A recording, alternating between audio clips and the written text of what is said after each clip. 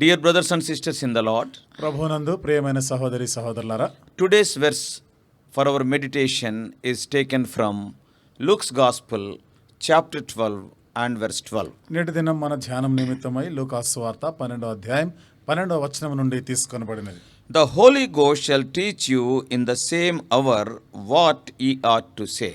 మీరేమి చెప్పవలసినది పరిశుద్ధాత్మ ఆ గడియలోనే మీకు నేర్పుననెను.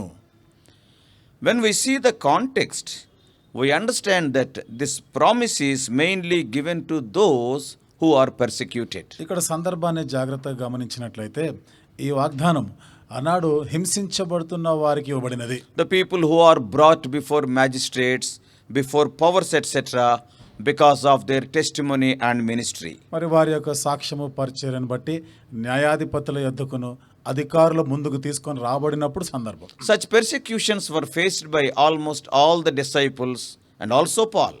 ఈ విధమైనటువంటి హింసలు దాదాపుగా శిష్యులందరూ మరియు పౌలు కూడా ఎదుర్కొన్నాడు. During the first century, మొదటి శతాబ్ద కాలంలో the Roman government and also the Orthodox Jews were absolutely against the born again believers in Christ. రోమా ప్రభుత్వం గారు అలాగే మరి నిష్ఠగల యూదులు వీరు సువార్తికులకి లేదా సువార్తకి వ్యతిరేకంగా ఉండినారు. And as a result of that, many became martyrs for their faith.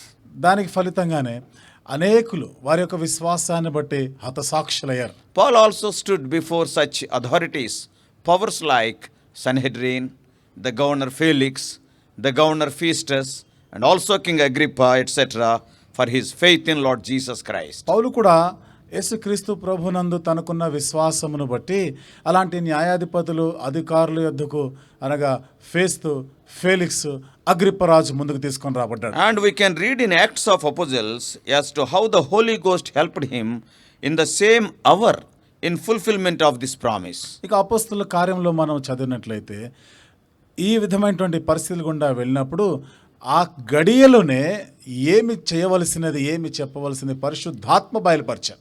This is one of the ministries of the Holy Spirit. ఇది పరిశుద్ధాత్మ జరిగించే పరిచర్యలోని ఒకటి. Holy Spirit is our helper. పరిశుద్ధాత్మ మనకి సహాయకుడు. That's why when we witness about Lord Jesus Christ before people, we need not be anxious. అందుకనే ప్రజల ఎదుట నిలబడి యేసుక్రీస్తు ప్రభువారి గురించి సాక్షులుగా ఉండే పరిస్థితి వచ్చినప్పుడు మనం ఏమి కంగారు పడిపోవాల్సిన అవసరం లేదు. We can claim this promise and the Holy Spirit will tell us what to speak. ఈ వాగ్దానం మనం కోరుకోవచ్చు. అప్పుడు పరిశుద్ధాత్మ మనం ఏమి పలకవలసింది ఏమి చెప్పవలసిందో పరిశుద్ధాత్మయే మనకు బోధిస్తాడు. There are wonderful examples in the scriptures to prove this promise. ఈ వాగ్దానాన్ని నిర్ధారించేదానికి బైబిల్ గ్రంథంలో లేఖనాల్లో అద్భుతమైనటువంటి ఉదాహరణలు ఉన్నాయి. I will put two well-known examples before you from the Old Testament. పాత నిబంధనలో నుండి మనకి బాగా పరిచయమైనటువంటి ఒక ఇద్దరు వ్యక్తుల గురించిన ఉదాహరణ నేను మీ ముందు ఉంచుతాను. The first one is Joseph. మొదటి వ్యక్తి యోసేపు. When he stood before Pharaoh to interpret his dreams in Genesis 41st chapter, ఆదికాండం 41వ అధ్యాయంలో ఫరోకు వచ్చినటువంటి కలల్ని దాని భావం చెప్పడానికి ఆ ఫరో ఎదుటికి వచ్చినప్పుడు we can see how the Holy Spirit helped him about what to speak. మరి ఏమి మాట్లాడాలి అనే దాని గురించి పరిశుద్ధాత్మ ఏ విధంగా అతనికి సహాయం చేసి నడిపించాడో మనం చూడగలం. Joseph was a slave and later he was a prisoner. యోసేపు అక్కడ బానిసగా ఉన్నాడు, ఆ తర్వాత ఖైదీగా ఉండినాడు. He was not an Egyptian but a slave from the land of Israel. ఇతడు ఐగుప్తీయుడు కాదు, కానీ ఇశ్రాయేలు దేశానికి చెందిన ఒక బానిసగా ఇక్కడికి వచ్చాడు. He did not know anything about the future of Egypt. ఐగుప్తుకి రాబో దినాలు ఏమి జరగబోతుంది లేదా దాని భవిష్యత్తు ఏమిటిదో యోసేపు ఎరగడు. But when Pharaoh told the dreams, how correctly Joseph interpreted, we can see. అయితే ఫరో కల చెప్పగానే యోసేపు ఎంత చక్కగా ఎంత సరియైన రీతిలో దాని భావాన్ని చెప్పాడో మనం చూస్తాం. As for Joseph, he had no ability or knowledge to speak or interpret like that. యోసేపు మాటకు వస్తే ఈ విధంగా భావం తెలియపరచడానికి తన దగ్గర శక్తి సామర్థ్యాలు జ్ఞానము తెలివి లేదు. Even the Gentile king who never believed in the true God Jehovah could see the operation of the Spirit of God in Joseph. అన్యుడైనటువంటి రాజు, యెహోవా దేవుని యందు విశ్వాసం ఉంచని వాడు ఆ రాజు కూడా ఏ విధంగా దేవుని ఆత్మ లేదా పరిశుద్ధాత్మ కార్యం జరిగించిందో చూశాడు. Pharaoh commented in Genesis 41:38 saying, ఆదికాండం 41 అధ్యాయం 38వ వచనంలో ఫరో చెప్తున్న మాట, "Can we find such a one as this is, a man in whom the Spirit of God is?" కాబట్టి మరి దేవుని ఆత్మ కలిగినటువంటి ఇతని వలె మనము ఈ మనిషిని కనుగొనగలమా? Yes, he could see the Spirit of God operating in Joseph. కాబట్టి దేవుని ఆత్మ యోసేపు జీవితంలో పని జరిగించడం చూస్తా ఉన్నాడు. And the second example is again Daniel. ఇక రెండవ ఉదాహరణకు వస్తాం, అది దానియేలు. He was also a captive in the land of Babylon. దానియేలు కూడా బబులోను దేశంలో చెరలో ఉన్నాడు. The Babylonian emperor Nebuchadnezzar had a dream and he forgot. బబులోను చక్రవర్తి అయినటువంటి నెబుకద్నెజరు కూడా కల కన్నాడు, కానీ మర్చిపోయాడు. In Daniel's case, it is a bigger challenge. మరి దానియేలు విషయానికి వస్తే ఇది మరింత ఎక్కువైనటువంటి సవాలే. Daniel had to tell the dream and also the interpretation. ఇక్కడ చూడండి, దానియేలు ఆ కలను చెప్పాలి, కల భావము కూడా చెప్పాలి. Undoubtedly, Daniel was a wise man, but this assignment is beyond his capacity. నిస్సందేహంగా దానియేలు ఎంతో తెలివైన వాడే, కానీ ఇక్కడ ఆయనకి ఏదైతే ఈ బాధ్యత అప్పగించబడిందో ఇది అసాధ్యమైనదే. However, to everyone's amazement, he was successful in telling the dream and also the interpretation. ఏదేమైనా ఇక అందరి ఆశ్చర్యానికి అతడు కల చెప్పాడు, కల భావాన్ని కూడా చెప్పి ఆశ్చర్యపరిచాడు. And he talked about the golden head చూడండి, ఆ బంగారంతో చేయబడిన శిరస్సు గురించి మాట్లాడాడు. and the silver breast and arms, ఆ తర్వాత చూడండి, వెండితో చేయబడినటువంటి ఛాతీ భాగము, ఈ భుజాల గురించి చెప్పాడు. and also the brazen belly and thighs, ఆ తర్వాత మరి ఇత్తడి ఉదర భాగము గురించి ఆయన మాట్లాడాడు. and also about the iron legs, ఆ తర్వాత ఇనుప కాళ్ళ గురించి మాట్లాడాడు. and also about the feet which are part of iron and part of clay. మరి ఇక ఈ పాదముల గురించి కూడా ఒక భాగము ఇనుము, ఒక భాగం మట్టి, ఇనుము మట్టి కలిపినదిగా. To be frank, ఇంకా వాస్తవంగా చెప్పాలంటే Daniel spoke about the events that are taking place today, that is, in this 21st century. మరి దానియేలు నేటి దినాన అంటే 21వ శతాబ్దంలో జరుగుతున్న సంగతుల గురించి ఆనాడు చెప్పాడు. He talked about the present day events nearly 26 centuries ago.